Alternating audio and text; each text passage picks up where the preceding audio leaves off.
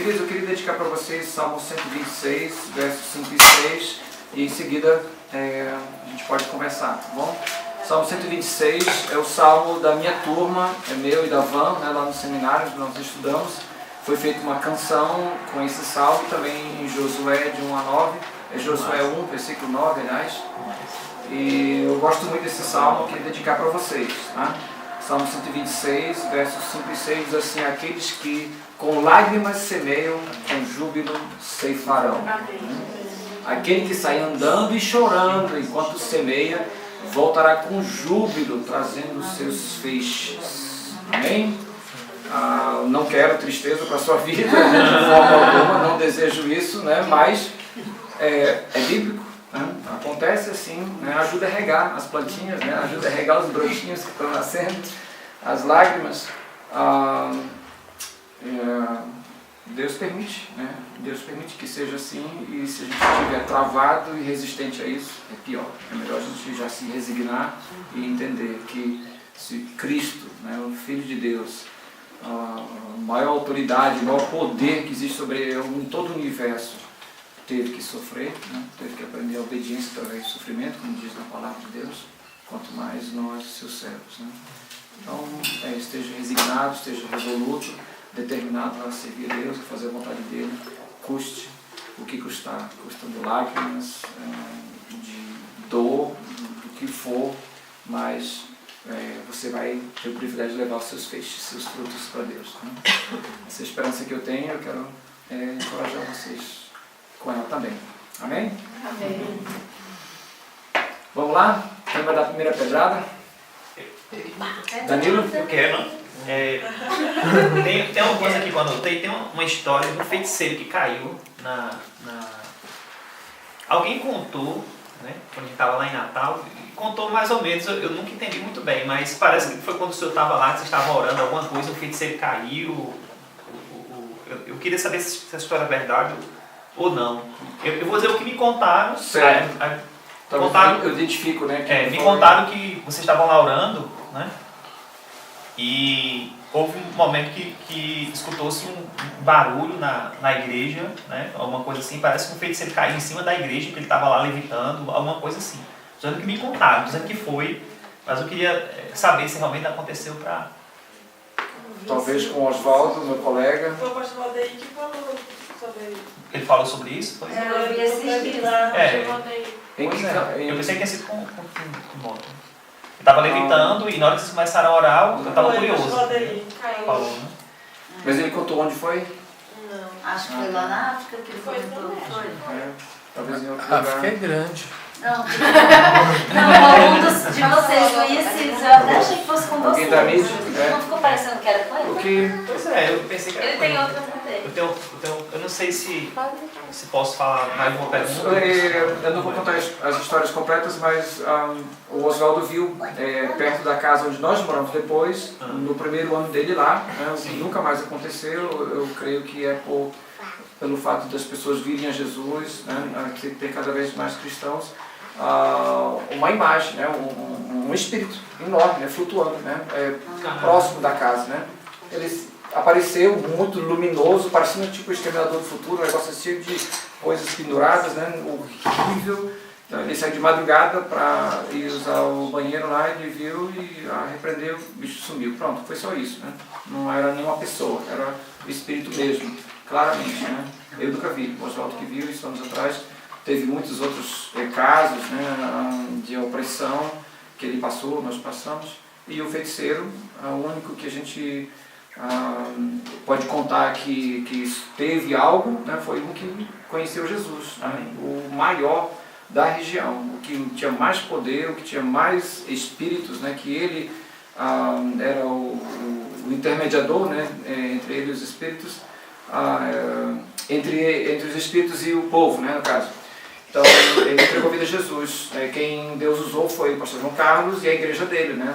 Por causa do Dias que foi visitar, né? Só conheceu, ele compartilhou na igreja de João Carlos em Campinas, porque a igreja jejuou um mês inteiro, orando pela visita do João Carlos e pelo Pai Santo, né? Esse pajé muito poderoso.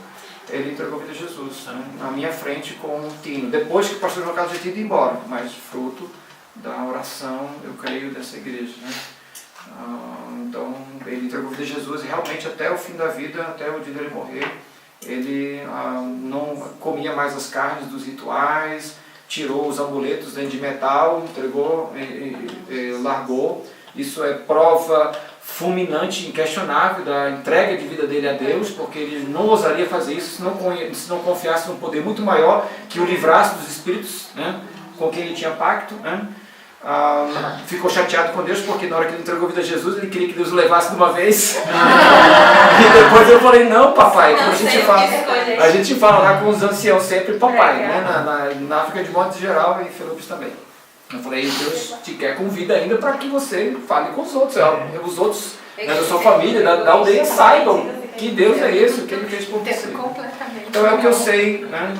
Que tem alguma coisa, alguma ligação que você falou. Pois é, em relação a como é a religião, do que o senhor sabe, assim, a religião deles lá, relacionada a... Como é a religião dos Filipos? Sim, dos Filipos. Tá? São animistas. Sim. E isso dá pelo menos uma aula inteira, de uma manhã inteira, né, que o pastor Valdir já me pediu para dar, então eu quero bem pormenorizadamente falar para vocês o que é o animista de modo geral, usando o livro dele, e exemplificar com o povo Felupe, né? Mas basicamente, aqui para o momento, o animista são africanos, asiáticos, indígenas, aborígenes, né, da Austrália, pessoas de muitas partes do mundo que creem que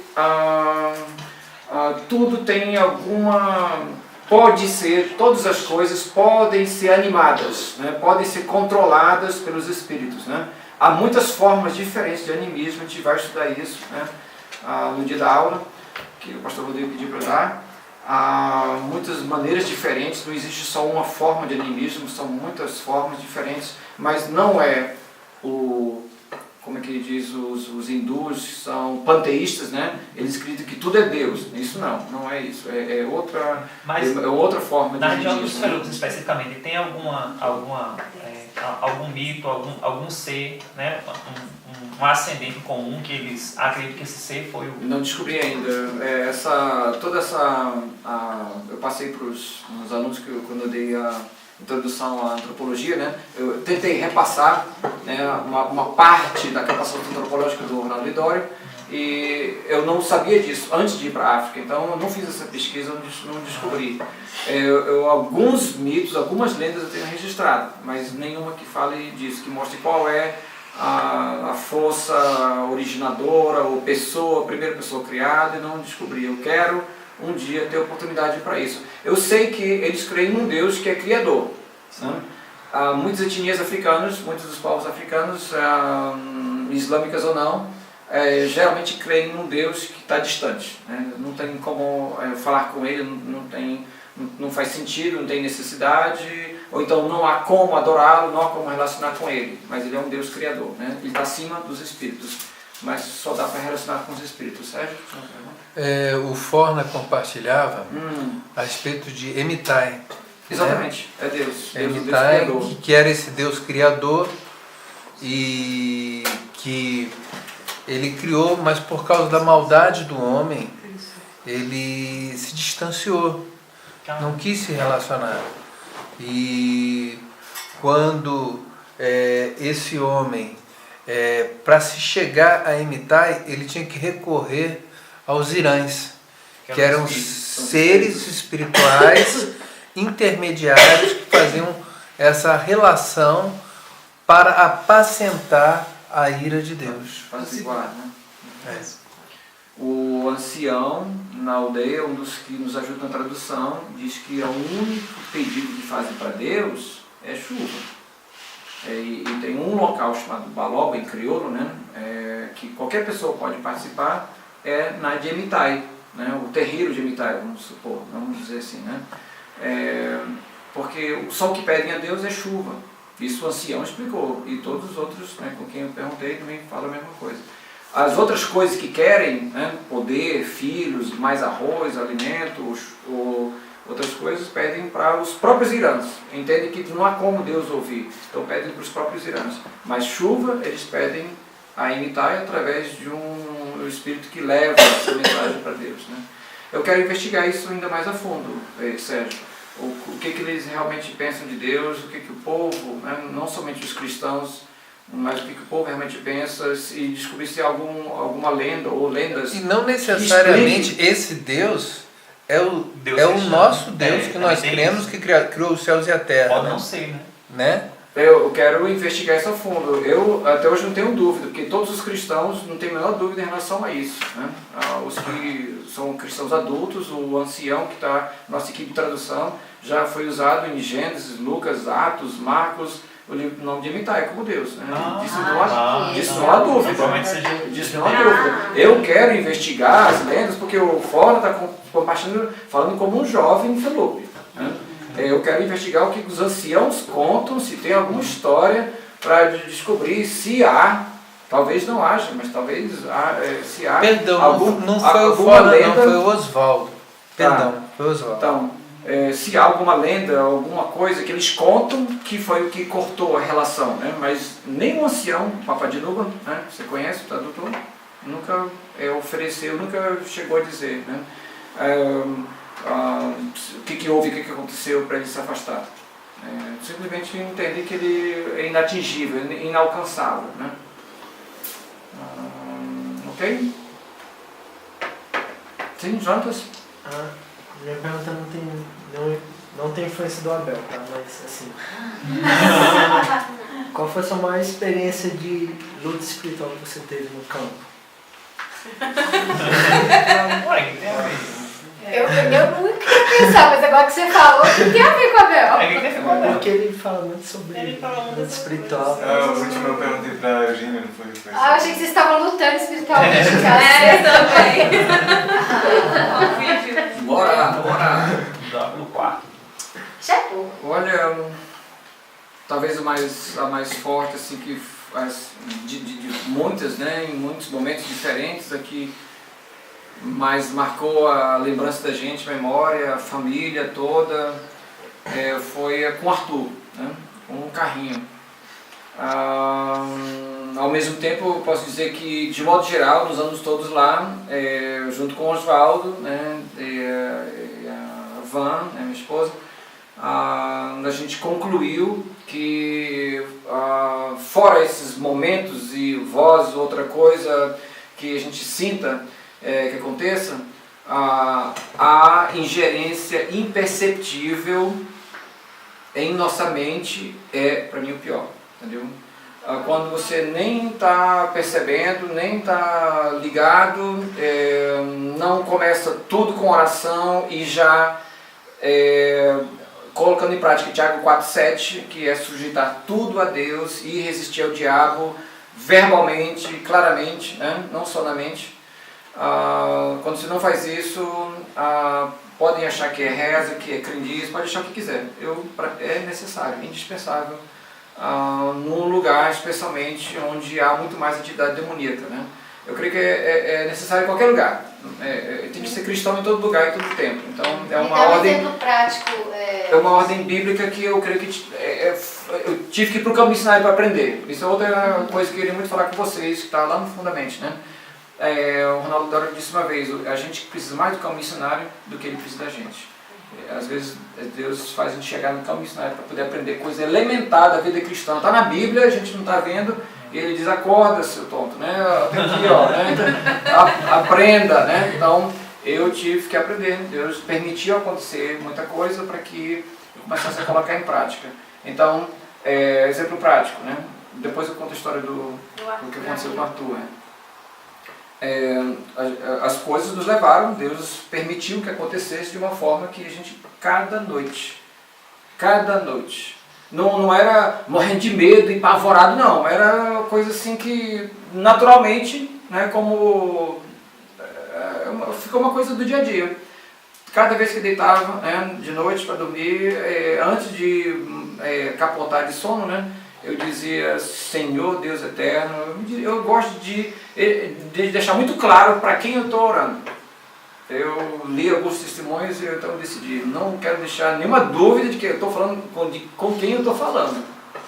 Então eu submeto a vida, mente, coração, alma, pensamentos meus, da esposa, dos filhos, sentimentos, relacionamento, nossa comunicação, tudo, submeto tudo a Deus, nosso sonho, nosso descanso, tudo. Eu submeto a Ti, ó Deus, e sujeito nós todos totalmente debaixo do Teu poder e da Tua soberania. Por isso, Satanás, eu te repreendo, te resisto, em nome de Jesus, e proíbo que você venha nos acordar, nos perturbar, nos assustar de madrugada, de noite, com vaca, porco, cabra, gato, rato, o que for, entendeu? Escambau, o que for, mosquito, com calor, com o que for, venha nos incomodar. Podem achar o que quiserem, gente. Podem pensar o que quiserem, eu não estou nem aí. Porque no começo, quando a gente chegou... Oi? Quando nós chegamos, aprendendo ainda, né, se acostumando com a realidade de lá, uma vaca simplesmente fazendo o que é natural dela, dá umas mugidas, né? Assustava a gente, dava um pavor, uma palpitação assim que a gente não entendia por quê. E a gente viu claramente era maligno aquilo, porque até mesmo vontade de dizer o nome de Jesus a gente não conseguia, né? Só de pensar, de clamar por Jesus. Né? Então, por isso a gente começava a antecipar, né? Numa dessas viagens ao Brasil, compartilhando isso com o Dr. Gilberto Pickering, que já veio aqui, já deu aula de batalha espiritual, acho que vocês conhecem, já ouviram falar. Ele é bem-vindo aqui, ele já tem vindo, já tem dado curso sobre isso. Ele falou, eu compartilhei várias experiências, ele disse, depois que o ladrão entra na casa, o que você vai fazer? Né? Então é melhor gradear, melhor proteger, espiritualmente também, então é melhor antecipar e já sujeitar somente sua vida, seus filhos, saúde, tudo a Deus e resistir ao diabo. Isso não significa que ele não vai entrar, não vai fazer nada, que ele não vai poder, em algum lugar, em alguma hora, encontrar alguma brecha, não é isso. Mas você já está diminuindo muito, né, a possibilidade, né? Você já está botando a banca que tem que pôr, né? Com as pessoas não, mas com o diabo tem que pôr, né? É bíblico, né? É bíblico, a gente tem autoridade, não nossa, mas do Senhor Jesus, de já antecipar e resistir. Amém. Então, à noite, no descanso, encontrando com pessoas, com a polícia dirigindo, né, que queriam de todo jeito arrancar dinheiro da gente por causa de uma lâmpadazinha queimada, coisa assim, mudou totalmente. A partir do dia que a gente começou a colocar essa ordem de Tiago em prática, né? Sujeitando a mente, a comunicação, tudo debaixo da poderosa mão de Deus. Então, em equipe, com a família, diminuiu drasticamente atritos e desentendimentos que não faziam sentido. Né? A esposa, o colega, falar uma coisa em português com você, o português muito claro, e você entender então o contrário, ficar irado. Como é que pode? Só pode ser maligno. Porque isso só acontecia lá, né? Então diminuiu muito depois disso, de a gente começar a colocar em prática isso, e também diminuiu muito quando o nosso pastor Neto, né, que o Jonas e Danilo conhecem, Carlinhos também, quando ele nos visitou no primeiro ano lá, e ele sentiu uma pressão demoníaca mais forte até do que a gente, né? Foi muito mais forte um mês só que ele teve lá, com a primeira visita do Sérgio também, né, Sérgio? Vocês foram juntos, né, com o Neto? Não. Né? Não? Não. Depois? A vez que eu fui foi em 2003, foi com o Dias e com o Lenil. O Lenil trabalha com maçonca e o Dias trabalha com na Tailândia. Certo. Então, ele passando a opressão lá, sentindo, né, na pele, muita coisa, ele voltou e compartilhou com a igreja, né? Então ele compartilhando com a igreja começou a interceder muito mais e, graças a Deus, eles tinham visão para isso, começaram a mandar missa teleguiado, né, em oração, exercitando a batalha espiritual, né, bíblica, né? Por favor. Missa teleguiado. Eu preciso de exemplo. O que é um missa teleguiado de oração? Em oração, você exercitar a autoridade que Jesus já nos deu, entendeu? Não é só dizer, está amarrado, mas fazer a oração, né, entregando a vida da pessoa a Deus, sujeitando ela debaixo da soberania de Deus e dizendo claramente, repreendemos Satanás, te repreendemos Satanás. Não pedir para Deus repreender não, mas repreender diretamente. repreendemos a sua atuação, a sua ingerência na vida do Timóteo, da sua família, tal. Né? Caiu 90%, né? A opressão que a gente sentiu. Né? E a história Você diria que ao ir o missionário, a igreja, ela também começa a ter que amadurecer para dar suporte ao missionário? Sem dúvida. Precisa já estar amadurecida para enviar, né? Para já poder sustentá-lo lá, senão pode haver tragédia. Você começando a fazer perguntas, já me ocorreu, né? Me lembrei do que já me ocorreu, é que a retaliação do inimigo é certa, né? Então, eu entendo que a nossa igreja em Natal sofreu retaliação. Né? Sofreu retaliação por a gente não saber, né, como se preparar e estar preparado para isso, e vigiar. Né? Muito e continua sofrendo. Até hoje continua sofrendo, né? Tem muitas dificuldades. Eu creio que não é só por isso, né? Mas eu tendo de alguma forma sofrer retaliação. E o Arthur? O Arthur, nós fomos visitar uma outra aldeia logo no começo, quando a gente chegou, né? E ele gostou demais de um carrinho feito de madeira desse tamanho, né?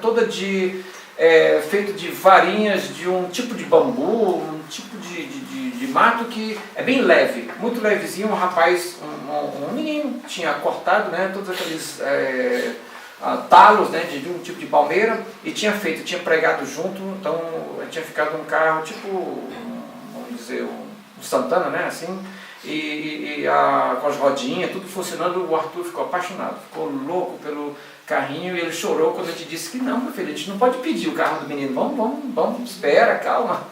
E então a gente falou com o Armando, que mora em Budim, né, o Sérgio conhece, um dos crentes mais antigos, né, da igreja, Suzano, mora lá. A gente perguntou para ele, o que você acha, como é que a gente faz? Será que se a gente oferecer um carrinho de loja para o menino, ele vai trocar? Ele vai querer? Ele disse, pode ser, é uma boa ideia. Então, uma lição aí, né? Antes de já querer fazer alguma coisa, procure alguém que é da cultura, né? Que é de confiança, né? Um irmão em Cristo, se tiver, né? Ou então alguém que você tem amizade, para perguntar como é que faz, né? Porque em outra cultura... Evitar gafe. Isso, justamente. Porque em outra cultura, em outro planeta, né? Às vezes você chega com má educação e na verdade você está ofendendo, né? Muitas vezes. Então, ele falou com o menino aceitou, então a gente foi uma outra vez lá, o Arthur levou o carrinho de loja e recebeu o carrinho. Depois de não sei quanto tempo, a gente não mediu, né, exatamente quantos dias, mas depois disso a gente começou a acordar toda noite com o Arthur gemendo e tremendo. O pastor Neto estava lá ainda. O Arthur gemendo e tremendo. Eu ia lá, ele calmava. Eu ficava sem entender o que está acontecendo, voltava para a cama. Era só deitar, ele começava a gemer e tremer de novo. O Arthur começava a gemer e tremer de novo, né? Eu ia lá e nada. Ele parava, né? Aí eu orava, repreendia, tudo bem. Aí voltava para a cama, geralmente parava, né? Toda noite. Só quando uma vez eu tinha ido lá e voltado, estava cansado, fiquei irritado, fiquei na carne mesmo, nervoso, gritei com ele, ele acordou. Eu achava que ele estava acordado quando ele fazia aquilo, não estava. Dessa vez ele acordou, né, com meus gritos, né, eu estava bravo. A Melissa e a Agnes, né, todos os três pequenos, acordados, assustados. E eu vi o que tinha acontecido, ele chorou assim, saiu daquilo, né, daquela tremedeira, daquele gemido, né, assim, gritando, né, chorando com força. Então eu logo me ajoelhei, pedi perdão para eles, vi o que tinha acontecido, né? Isso eu tenho como prática na vida, né? Posso pisar na bola como for, com os filhos, eu sempre reconheço e peço perdão. Então fiz isso logo na hora e pedi a Deus proteção, pedi a Deus livramento, né? E repreendi a obra do inimigo. Voltei para a cama e pronto, conseguimos passar a noite. Eu acho que foi no dia seguinte, durante o dia, que Deus me deu um estalo, assim, me ocorreu, cara. Porque, tendo lido outros testemunhos, Deus me fez pensar em alguma coisa que não era de casa, não era da família que estivesse lá, né? Eu pensei, o carro, né? É uma coisa que não é nosso, não foi gente que fez, não foi gente que comprou, né? É uma coisa que alguém fez e a gente trouxe, né, de fora. Se apresentou a alguém naquele carro. A gente eu não pensei na hora em nada que tivesse sido dedicado nem nada. É que acontece também, mas só pensei que é uma coisa que não é nossa, né? E a Van também teve a mesma ideia. Quando eu fui falar com ela tinha tido a mesma ideia. Então, eu creio que, eu acho que foi nesse mesmo dia, então eu falei com o Arthur, porque já tinha acontecido na noite anterior aquele problema, né? Eu tinha gritado, ele tinha acordado assustado, então eu falei com ele sobre o problema, eu não precisava nem explicar, eu expliquei o que eu achava que podia ser o carro e que a gente precisava dar um jeito nele, ele concordou. Primeiro eu só tirei de casa. Primeiro eu só tirei o carrinho de casa e coloquei lá fora no quintal, né? Só para passar a noite. E aí não aconteceu nada. Então, aí que eu falei com o Arthur, aí que eu expliquei que eu entendia que precisava eliminar esse carro, precisava desfazer dele, né? Então ele concordou, não chorou, não fez birra, entendeu? Fui lá com ele no buraco que a gente queimava o nosso lixo para não ficar... Não tem lixeiro lá, não tem quem leve o lixo, então a gente tinha que queimar o lixo no fundo do quintal. Nós queimamos juntos o carro, né? E ele orou comigo, desfazendo toda a obra do inimigo na vida dele, né? E entregou aquilo, né? Se sujeitou a Deus, fez uma oração simples para ele repetir, pronto, acabou. Não teve mais. Né? Então, um carro inocente de criança, né? Trouxe aquilo tudo, né? Então, foi desagradável, né? Trouxe desgaste, mas Deus acabou mostrando para a gente qual era a origem, né? O que estava por trás. Então isso pode ajudar vocês, né, onde quer que estejam no mundo, a estarem atentos, usarem discernimento, usarem a sabedoria que Deus pode dar para perceberem isso. Né? Aconteciam outras coisas assim, diferentes lá também. Quanto à vaca, por exemplo, logo no começo, né, ela passava mugindo de madrugada, né, de noite, e dava aquele pavor inexplicável. A gente sabia, conscientemente, que ela não ia entrar no quintal, porque não tinha mandioca lá para ela comer. A gente sabe que ela quebra, né, com o chifre a cerca e entra para comer a mandioca do povo, mas a gente não tinha mandioca plantada para ela entrar. Se ela entrasse no quintal, ela não ia entrar na casa, ela não ia fazer nada para a gente. Que vaca não vai atrás de gente para chifrar dentro da casa, mas era uma coisa que era maligna mesmo, porque é uma coisa inexplicável, não é porque você está com medo assim conscientemente, entendeu, da vaca, é um pavor que vem, né? Mas quando, como eu disse, né, o pastor Neto esteve lá, e ele voltou e compartilhou, a igreja orando tanto, a gente já ouvia a vaca, só incomodava o barulho, mas não dava nenhuma sensação de medo, né? Nenhuma. Então mudou drasticamente, né? Seria o terror noturno. O terror noturno. Teve uma noite que eu fiquei impressionado. Já não era mais a época que eu tinha pavor delas, né? Já tinha acabado, Deus, né, já estava operando, atendendo as orações dos irmãos da igreja. Mas eu fiquei impressionado com muitas juntas, né? No local que é a feira dos frutos ali do lado de casa. E mugi. Não sei o que estavam fazendo, mas eu perguntei no dia seguinte para eles: o que será que é isso, né? Aí explicaram, não sabia, parece que tinham matado uma vaca naquele dia lá, e então ela sentiu o cheiro do sangue e começam a mugir muito, né? Como no matadouro, né? Elas sentiam o cheiro lá na frente das que estão sendo mortas e começam a gemer. Eu quero aproveitar, né, que estou lembrando, para tentar desmentir, né, a impressão que dá, né, que no meio do povo animista, indígenas, africanos, né, tudo pavoroso o tempo todo. Eu tinha receio disso antes de ir, né? Eu tinha aquele medo no coração assim, um ano, acho 2 antes de ir. Eu tinha receio no coração, eu tinha aquele medo, vinha na mente e tal, mas eu coloquei diante de Deus, entreguei a Deus e Deus tirou, né? Então a gente foi em paz, com convicção de que Deus estava nos levando. E quando começou a acontecer isso lá, a gente foi enfrentando, pedindo a Deus sabedoria, tentando colocar em prática o que a gente havia aprendido com o Dr. Gilberto aqui.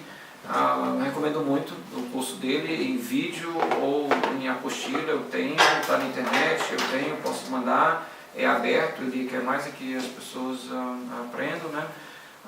aprendam a usar as armas de guerra. Ele é muito, eu recomendo porque é muito equilibrado, muito pé no chão, é muito bíblico, ele é muito maduro, ele não é do tipo que vê demônio atrás de qualquer pedra, não é assim, entendeu? Então, eu recomendo muito. Foi Né? vista da batalha espiritual, né? Cadeira cai e sai. Então eu recomendo alguns princípios práticos, tá? Já cheguei a dar isso já em forma de aula para alunos, né, que indo para o campo missionário. Alguns princípios práticos bíblicos são muito importantes. Eu recomendo muito, gente. Recomendo muito para evitar desgaste desnecessário em relação à espiritualidade no lugar onde você for, né?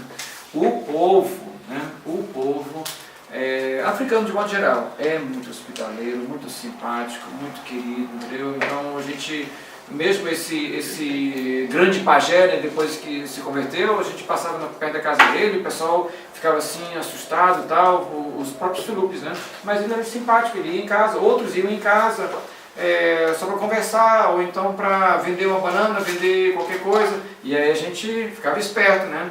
A gente recebia, tal, dava como um presente, ou então vendia para conseguir os trocados, e a gente logo desfazia. A gente aceitava, né, recebia, mas desfazia em nome de Jesus qualquer presença maligna que pudesse vir junto. Né? Por quê? Porque o pastor Neto, quando esteve lá, né, além da opressão que ele sofreu, é interessante, ele é do tipo também que não vê, né, demônio atrás de qualquer coisa, né?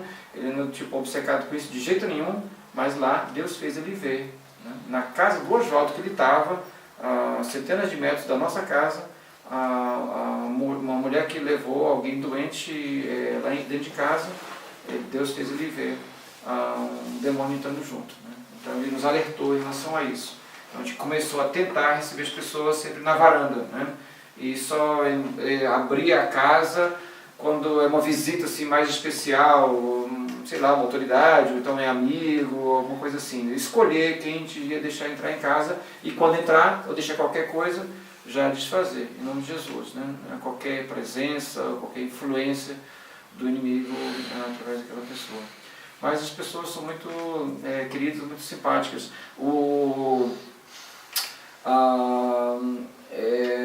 No nível pessoal a gente não vê muito confronto, brigas e um matar o outro. É de noite, entendeu? É de madrugada, é através de espíritos que eles se confrontam, que matam espiritualmente, conseguir mais poder, coisa assim. No nível pessoal, são muito simpáticos, muito hospitaleiros. Sim? Quando os missionários vão para o campo, geralmente as pessoas de lá do campo costumam visitar os missionários. Uhum. Ir na casa e ficar um tempão. Uhum. Eu queria saber se você passou por alguma situação em que teve que pedir para eles ir embora, voltar depois para descansar, ou se ficou... Sim. Algumas vezes a gente teve que criar coragem e dizer, olha, se a pessoa veio e é a irmã em Cristo da igreja, né, e é de outra aldeia, ele está de passagem, a gente... nessa hora que Deus prova o amor da gente pelo povo, viu? Entre outras situações também, né? A gente está lá para amar o povo, né? Mas Deus permite acontecer situações que a gente, às vezes não tinha mistura nem pra gente, né? E aí a pessoa chega e a gente vai reparte, né? A gente não quer ser subido não, mas não tem onde conseguir outra, né? Ou então a gente já comeu, já jantou e eles chegam e aí a van às vezes era um sacrifício para ela ter que cozinhar, né, e servir. Teve vezes que a gente conseguiu um pão, fritava um ovo e dava porque para dar alguma coisa, né? E não oferecer nada, né? Então a gente pedia desculpa, né, que não tinha, né, outra coisa. Então eles entendiam que o que importa é o gesto, né? Você está querendo suprir. Teve vezes que a gente teve que pedir, olha, meu irmão, vê se já tinha hóspede em casa, a gente teve que pedir para procurar outra casa de um outro irmão em Cristo, né, na aldeia, para poder se hospedar.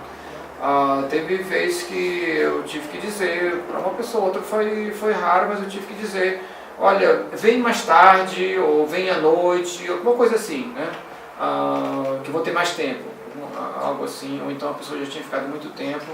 eu precisava fazer alguma coisa e dizer, olha, eu vou trabalhar, né? Eu tenho um trabalho para fazer, então se quiser ficar aí, não tem problema,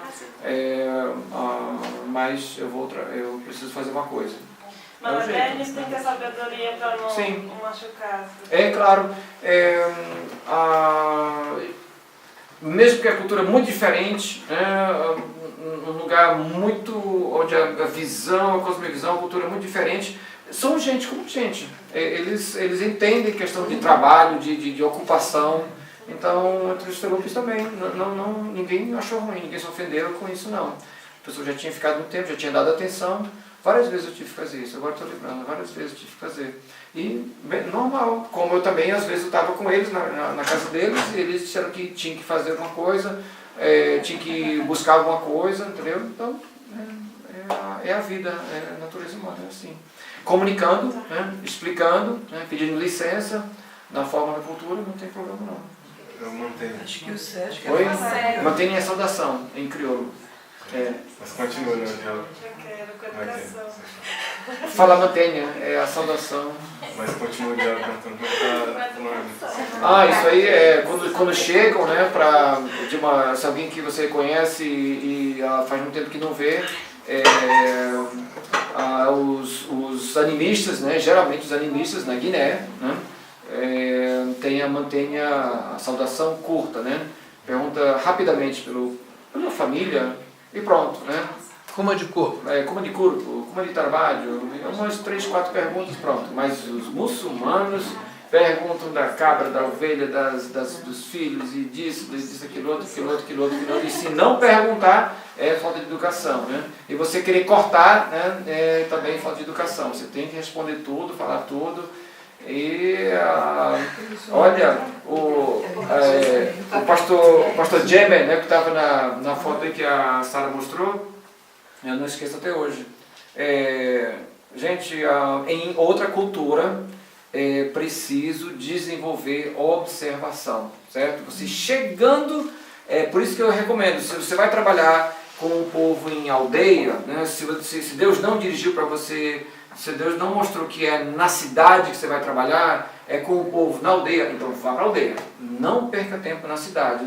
Não aceite, dê um jeito de argumentar com o chefe da missão para dizer, olha, fulano, beltrano e ciclano me recomendaram, eu li sobre isso, eu preciso estar na aldeia. Porque é o momento, e tem uma apostila sobre isso, né? É o momento em que, como o bebê que nasce, né, ele não pode ficar totalmente numa bolha, ele tem que de alguma forma criar anticorpos, ele tem que ter um estímulo, né, de cores, de sons e tudo, né? Não pode estar totalmente protegido demais. Então, você chegando logo na aldeia, para você, nos primeiros meses de mais sensibilidade, perceber as coisas, né?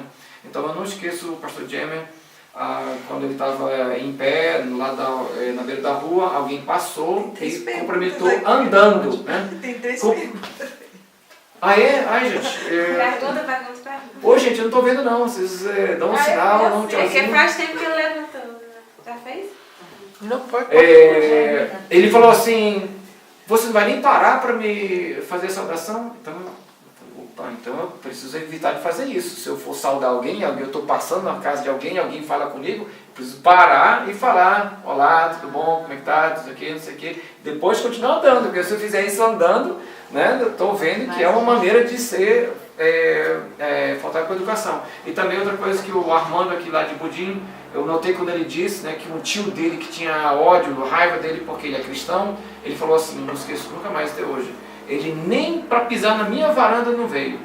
Quer dizer, então para eles, mesmo que você está com pressa, você conhece alguém na aldeia, você tem alguma amizade com ele, então vá, mesmo que seja 1 minuto que você pisa na varanda, senta no banco, e daqui a 2 minutos você já tem que levantar de novo, você explica que você vai, né? Sai 3 horas antes. Beleza, porque você pisou na varanda, você sentou no banco dele, entendeu? Mas você só passar assim, oi, tal, tudo bem, não sei o quê, claro, né? Não quer dizer que toda vez você tem que fazer assim, mas daquele jeito, né? De pisar na varanda e sentar no banco. Mas se toda vez você passa correndo, você está dizendo que as outras suas coisas, seus afazeres são mais importantes do que as pessoas, né? Quem pela ordem, eu não sei quem foi que pediu primeiro, a Jordana? Eu tava lembrando que lá, entendeu, a propriedade das coisas não é absoluta da pessoa e da casa. Então, a pessoa pode entrar na casa de outra pessoa, pegar alguma coisa, entendeu, e tal, tomar aquilo para si. Isso procede dos Felupes? Eles têm, cada etnia tem lei para isso. Nos Felupes? Nos Felupes, se você vai na casa de quem você e todos os seus familiares, seus primos, são sobrinhos daquela outra casa, daquela outra linhagem, daquela outra pessoa, você pode chegar e pegar uma galinha, pegar uma fruta, pegar alguma coisa. Sem comunicar, sem falar. Se você tem aquela relação específica com aquela família, entendeu? Você não é só parente, você tem uma relação específica com aquela família. Com missionário também? Missionário? Eles vão entrar na sua casa. Não. Alguém que... Não, no caso dos Felupes especificamente, para eles mentir, roubar, adulterar e matar são proibidos. A gente descobriu 5 dos 10 mandamentos na cultura deles.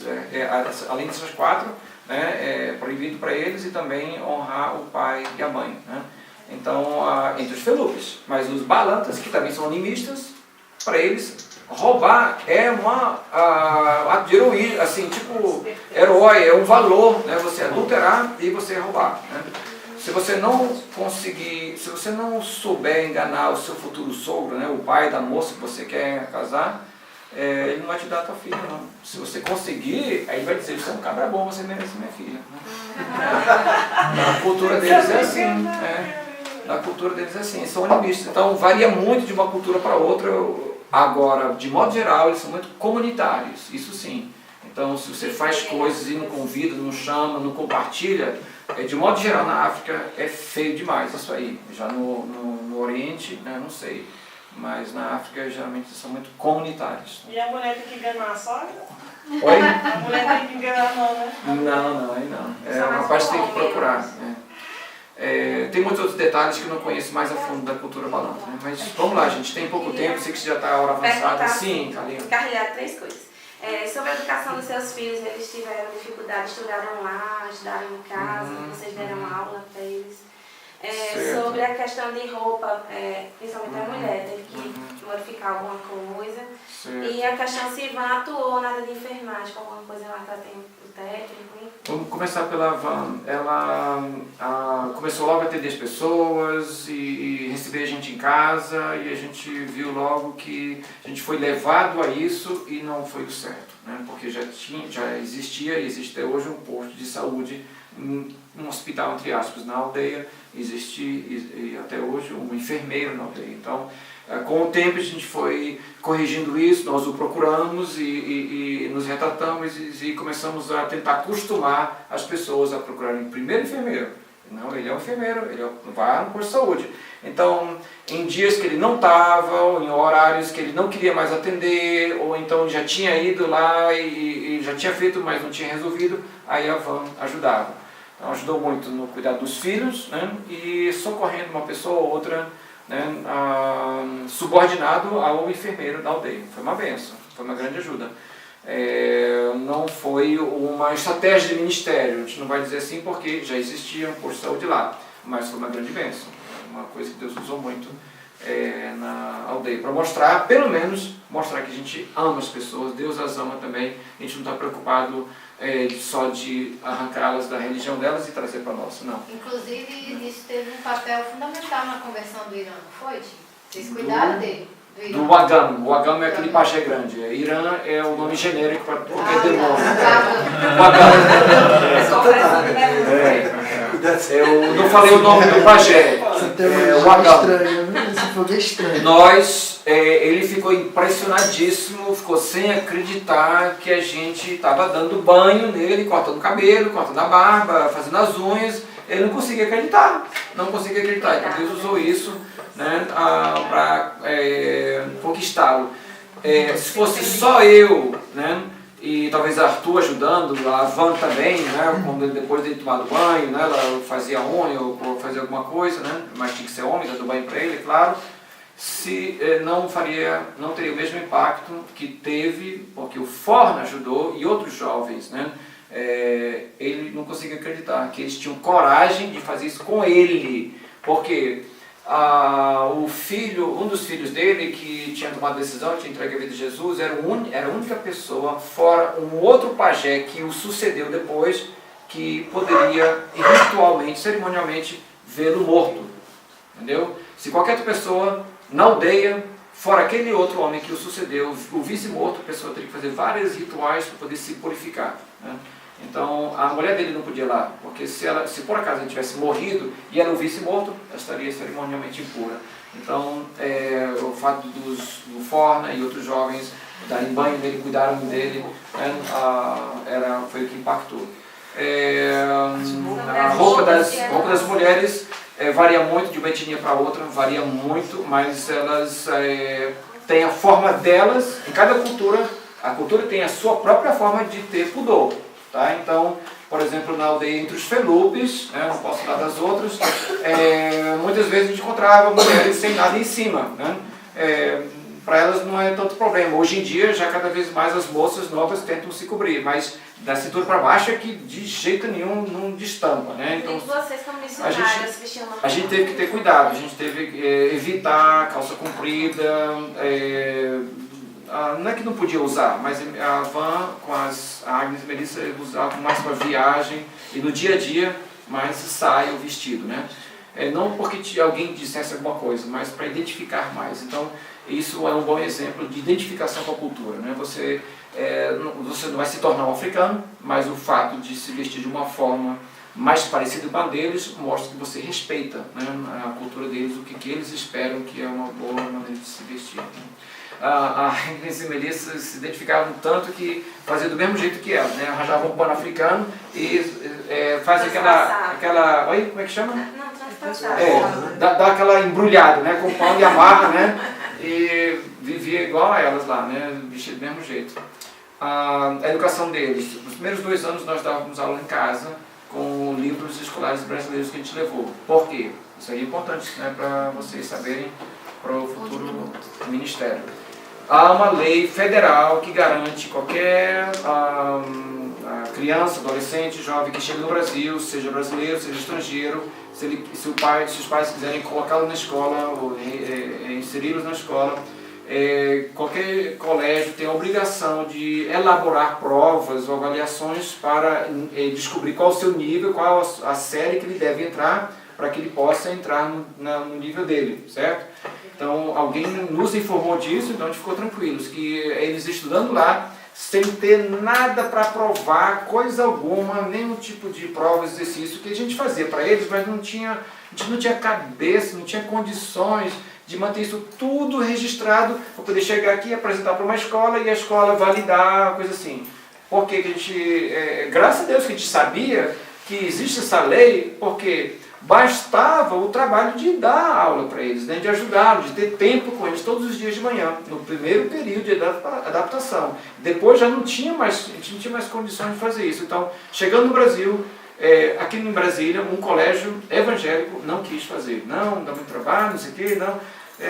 Então a gente viu que era de Deus a gente ir para Anápolis, porque lá o colégio evangélico, prontamente, o cristão evangélico lá em Porto Magalhães, de Anápolis, prontamente falou, não, nós vamos fazer as provas assim. Gente, só da diretora falar isso, eu quase chorei na hora, sabe, de alegria, de sentir a empatia dela, sabe, de entender a nossa situação, né?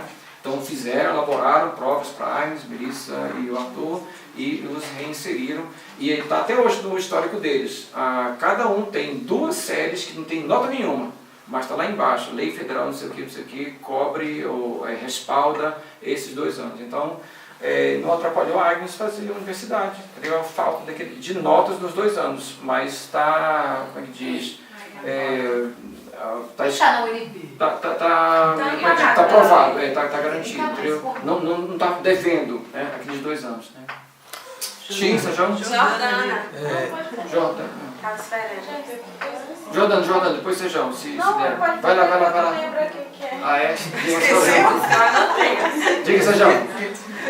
Eu queria que você comentasse aqui entre nós qual foi a importância de estar vinculado a uma missão e principalmente se essa missão ajudou a dar suporte de alguma maneira, se teve algum exemplo de alguma pessoa que foi até o campo por conta da missão para ajudar seus filhos. Na questão da educação dos filhos, né?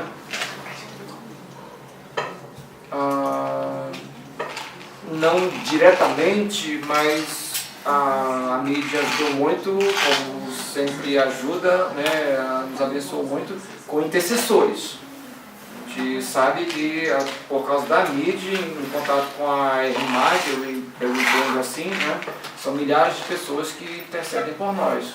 Então o fato de divulgar os pedidos e a diretoria, né, orar muito por nós, eu creio que Deus abriu portas, né, para que uma moça fosse. Ela não podia ir para o campo indígena com as novas tribos, então ela soube, Deus fez com que ela soubesse da nossa necessidade, e meu pai a acompanhou até lá na Guiné. Ela ficou 8 meses lá, Graça Santos. Quem foi? Graça Santos. Potiguar ela, Papa Jerimum. Ela foi lá para Guiné e ficou 8 meses ajudando nossos filhos. Só o fato dela ficar com eles, ajudá-los, tirar dúvidas, mesmo que ela não ficava dando aula, mas apoiando, tirando dúvidas, foi uma benção. Chegou cedo, moça. Surpresa!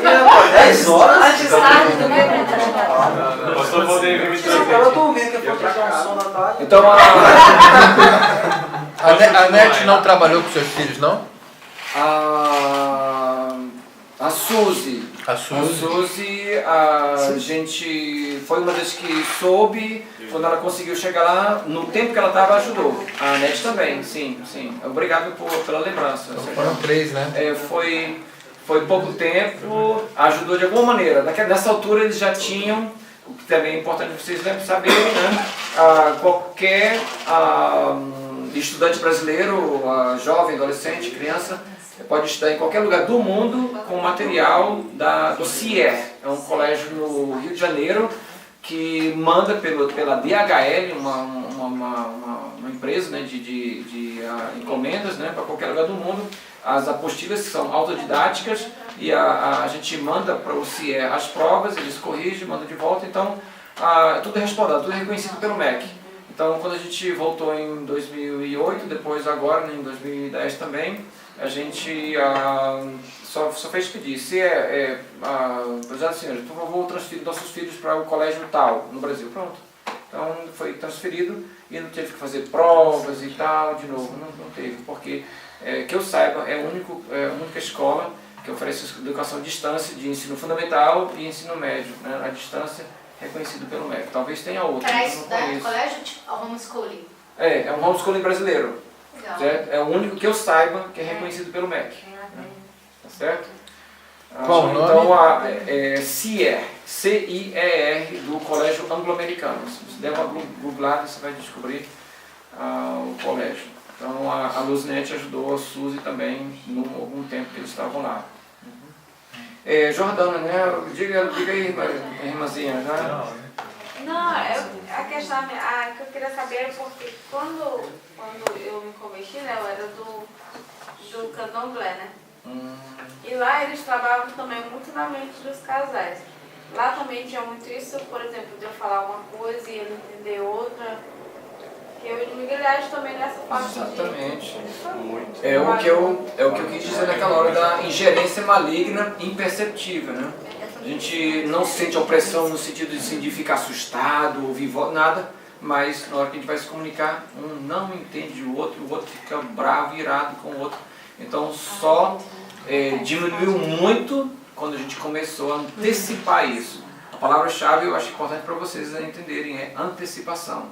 já todo dia, entendeu? Já entregar, começar o dia e terminar também entregando a Deus, sujeitando a Deus a mente e o relacionamento, a comunicação do casal, entre a equipe, com os filhos, para que esteja sob a ingerência de Deus e não do inimigo, além de fazer essa entrega, né, como diz Tiago 4,7, né, além de fazer a sujeição, também fazer a repreensão, rejeitá-lo, resisti-lo, em nome de Jesus.